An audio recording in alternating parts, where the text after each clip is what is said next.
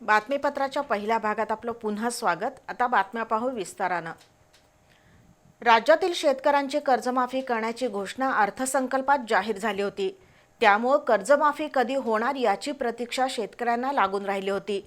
या पार्श्वभूमीवर येत्या 8 ते 10 दिवसात राज्यातील शेतकऱ्यांची कर्जमाफी केली जाईल अशी घोषणा कृषी मंत्री दत्तात्रय भरणे यांनी आज केली। त्यामुळे बळीराजाला पावसाळ्याच्या तोंडावर कर्जमाफी मिळण्याची चिन्ह आहेत। राज्य शासनाने अर्थसंकल्पात जाहीर केलेल्या बहुप्रतीक्षित शेतकरी कर्जमाफीबाबत मोठी आणि महत्त्वाची माहिती समोर आली आहे। येत्या 8 ते 10 दिवसात राज्यातील शेतकऱ्यांची कर्जमाफी केली जाईल अशी घोषणा कृषी मंत्री दत्तात्रय भरणे यांनी आज केली। पावसाळा तोंडावर आलेला असताना कर्जमाफीची अंमलबजावणी रखडल्याने चिंताग्रस्त असलेल्या बळीराजाला या घोषणेमुळे दिलासा मिळाला आहे। अहिल्यानगर जिल्ह्यातील एका जाहीर कार्यक्रमात बोलताना कृषी मंत्री दत्तात्रय भरणे यांनी कर्जमाफीच्या अंमलबजावणीची तारीख जाहीर केली।